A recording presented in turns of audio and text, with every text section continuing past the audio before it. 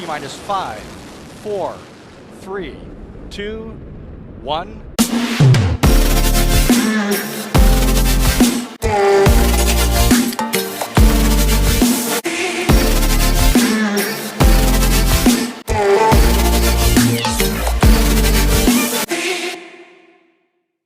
I'm back! Well, sort of. School and a bunch of other factors have kept me busy recently, so I haven't been able to upload much.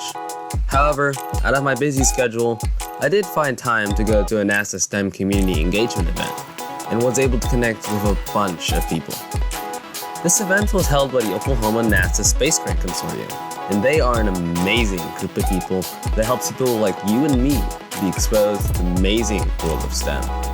But I'll let them explain that. All right, hello, my name's Derek Pham. I'm from Simplified Space. It's been a while since I've been doing anything, and yeah, I understand there was a video that came out, and I still have the podcast, but there hasn't been a real dedicated video that's came out recently. But I went down to OSU today in Oklahoma, the Oklahoma State University, with NASA STEM Community Engagement, and your name is? Dorinda Risenhoover, and I'm the Education Coordinator for the NASA Oklahoma Space Grant Consortium. Right. So can you tell me a little bit more about the Space Consortium? Absolutely. So there's a NASA Space Grant Consortium in each of the 50 states, one in Puerto Rico and one in D.C. And what the really cool thing, originally NASA Space Grant was designed to connect the undergraduate, graduate students, and professors with the NASA Center. So whether that was through collaborative research or opportunities to go on trips, down to NASA centers or internships at NASA centers, you name it, there were all sorts of different possibilities. But they learned very early on. They also had a pre-K through 12th grade component, which is where my position, the education coordinator, comes in. Right. And can you tell us a little bit more about today's STEM event? We just finished up. We had a little bit about straw rockets, a little bit about Bernoulli's principle and Newton's third law, some other things about ingenuity as well.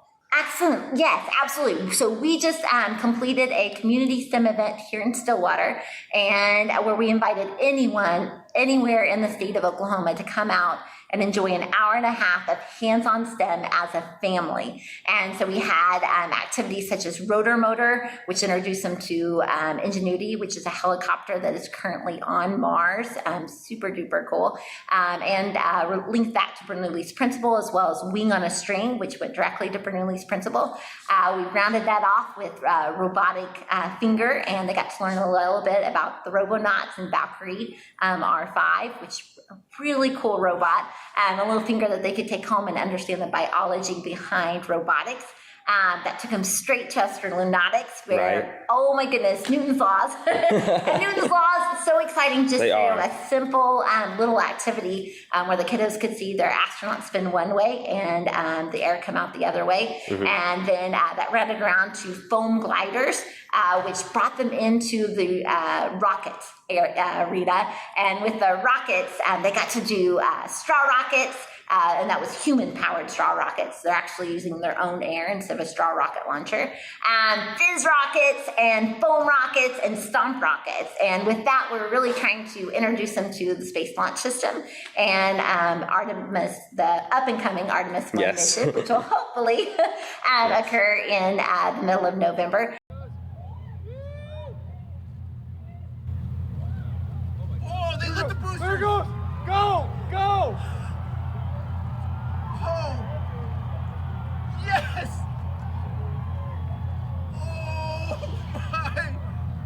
That's so bright!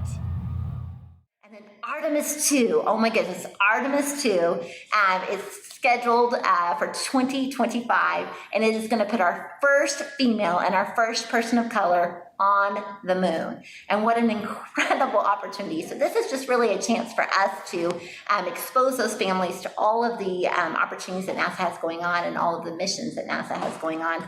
And hopefully that they can see themselves in those positions, see themselves as a robotic engineer, right. See themselves as a rocket engineer, and really know that they have those skills so that they'll go out and seek those degrees, and hopefully we'll see them working for NASA one day. And really be part of the Artemis generation, being able to understand what we're doing now, moving forward, and whatever comes after Artemis, Mars, and even beyond. Yeah, and this this generation that came with their families today, they're going to be the generation that gets us to Mars. And it's going to be their ingenuity, it's going to be their thinking, it's going to be their skills and their competence that we're going to need to get us where we're going. Right, and the future's bright, ingenuity's bright. Ingenuity on Mars is already proving that, so Yes. that's all going to come back down here us for the people on Earth to go into the next generation of Artemis and generation whatever comes after that. Absolutely, absolutely. Well, it's nice meeting you, and your name was again? Dorinda. Dorinda, and she's with the Oklahoma Space Consortium. Again, there are 50 of these for all the 50 states, including Puerto Rico and DC, correct? Yes, for 50. So she's with them. So go down to either your state space consortium, figure out who your director is, or if you're in Oklahoma, Miss Dorinda Risenhoover will be able to be your person. Go talk to and all at things NASA. That sounds All right. great. I'd love to talk to you. So. All right. Thank you, Miss Dorinda Risenhoover, for your time, and to the Oklahoma NASA Space Grant Consortium for holding the event. A link to their website will be in the description below. And hey, while you're at it, make sure to hit that subscribe button and ring that bell to stay up to date with everything going on in the channel. See you in the rewind.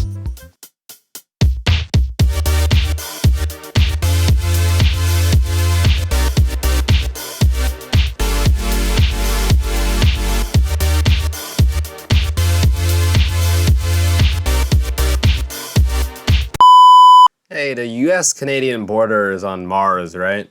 Banana boat on Mars.